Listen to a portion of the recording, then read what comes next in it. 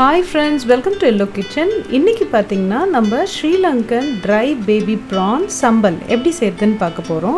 அதுக்கு முன்னாடி என்னோட சேனலை நியூவா பார்க்கறீங்கன்னா என் சேனலுக்கு subscribe பண்ணுங்க.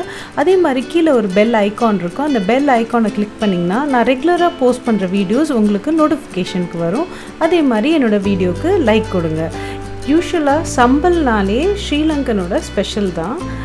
ஸோ இது எப்படி செய்யலாம் அப்படின்றத நம்ம பார்ப்போம். இந்த டிஷ்ஷில் யூஸ் பண்ணது வந்து பார்த்திங்கன்னா ப்ரானோட குட்டியை தான் நம்ம யூஸ் பண்ணுறோம். இதை இந்த மாதிரி காய வச்சுருப்பாங்க, ட்ரையாக கிடைக்கும். இது கருவாடு கடையில் இந்த மாதிரி கிடைக்கும் நமக்கு.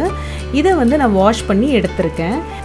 இப்போ இதை வந்து நான் ஒரு கடாயில் ஒரு 1/2 டீஸ்பூன் வந்து ஆயில் யூஸ் பண்ணியிருக்கேன், குக்கிங் ஆயிலு. இதை இப்போ நம்ம இந்த வாஷ் பண்ணி வச்சுருக்க ட்ரை ப்ரான் இதை வறுக்கணும். இதை கொஞ்சம் நேரம் நீங்கள் கலர் சேஞ்ச் ஆகிற வரைக்கும் வறுக்கணும். இது ஒரு 2 to 3 minutes ஹை ஃப்ளேமில் தான் நம்ம குக் பண்ணுறோம். இந்த வாட்டர் கண்டென்ட் மாய்ஸ்சர் எல்லாம் போயிட்டு கொஞ்சம் ஒரு ட்ரையாக ஃபீல் ஆகும். நீங்கள் பார்த்தீங்கன்னா கொஞ்சம் கலர் சேஞ்ச் ஆகிட்டே இருக்கும்.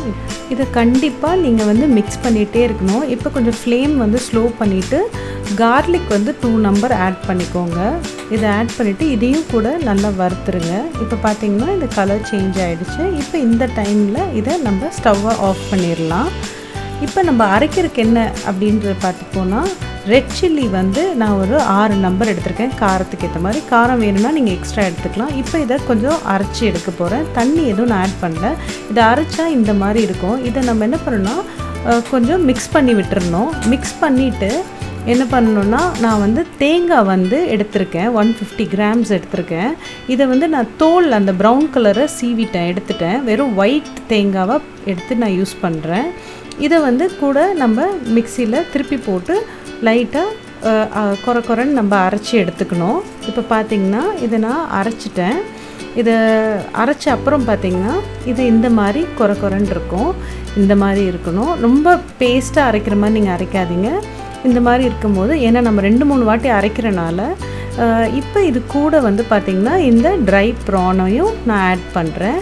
இதை வறுத்தது தான் நான் இதோட ஆட் பண்ணிக்கிறேன். இப்போ இதையும் நம்ம திருப்பி ஒரு வாட்டி மிக்சியில் ஒரு வாட்டி அரைச்சி எடுத்துக்கணும். இப்போ அரைச்சிங்கன்னா இந்த பாருங்கள் இந்த மாதிரி இருக்கும், குறைன்னு இருக்கும், ஒரு மாதிரி பூவாக இருக்கும். ஸோ இந்த இதை வந்து நம்ம ஒரு பவுலில் மாற்றிடணும். யூஸ்வலாக இதை வந்து அம்மியில் அரைப்பாங்க, பட் நம்மளால் அம்மியிலலாம் அரைக்க முடியாது. அதனால தான் நம்ம மிக்சியில் இந்த மாதிரி அரைச்சி எடுத்துக்கிறோம். இந்த மாதிரி இருக்கும். இப்போ பாருங்கள் நம்ம பூவாக இருக்கும். இப்போ இதோட நான் வந்து ஆனியன் வந்து ஆட் பண்ணுறேன். 1 நம்பர் குட்டியாக நல்லா ஸ்கொயராக சாப் பண்ணி வச்சுருக்கேன், நம்ம முட்டைக்கு வெட்டுற மாதிரி. அதை வந்து இதோட ஆட் பண்ணிக்கிறேன்.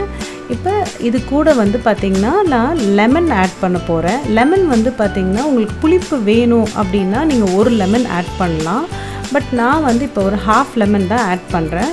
உங்களுக்கு நல்லா புளிப்பு காரம்லாம் நல்லா வேணும் அப்படின்னா நீங்கள் வந்து மிளகா ஜாஸ்தியாக போட்டுக்கலாம். அதே மாதிரி புளிப்பும் வந்து ஒரு லைம், ஃபுல் லைம் நீங்கள் ஆட் பண்ணிக்கலாம். இப்போ நான் லைம் வந்து நல்லா புளிஞ்சு எடுத்துட்டேன். இப்போ இதை வந்து நல்லா மிக்ஸ் பண்ணிடணும். நீங்கள் இதை வந்து எந்த அளவுக்கு நல்லா மிக்ஸ் பண்ணுறீங்களோ அப்போ தான் வந்து அந்த புளிப்பு இதெல்லாமே வந்து அதில் நல்லா கோட்டாகி இருக்கும். அதனால் கண்டிப்பாக இதை வந்து கொஞ்சம் நேரம் மிக்ஸ் பண்ணுங்கள். இதை மிக்ஸ் பண்ண அப்புறம் வந்து பார்த்திங்கன்னா நம்ம சால்ட்டையும் ஆட் பண்ணுறோம். சால்ட் வந்து டேஸ்ட்டுக்கு ஏற்ற மாதிரி கொஞ்சமாக ஆட் பண்ணிக்கோங்க. இப்போ இதையும் நல்லா மிக்ஸ் பண்ணிவிடுங்க. இப்போ பார்த்திங்கன்னா இது ஆல்மோஸ்ட் ரெடி ஆகிடுச்சு. இப்போ இதை நம்ம என்ன பண்ணணும் அப்படின்னு பார்த்தீங்கன்னா, இதை ஒரு 10 minutes அப்படியே ஊற விட்டுருங்க. ஊற விட்டுட்டு அப்புறம் நம்ம இதை யூஸ் பண்ணணும். 10 minutesக்கு அப்புறம் யூஸ் பண்ணுங்கள். அப்போ தான் வந்து அந்த லைம் எல்லாம் ஊறி நல்லாயிருக்கும். இப்போ இது ரெடி ஆகிடுச்சு.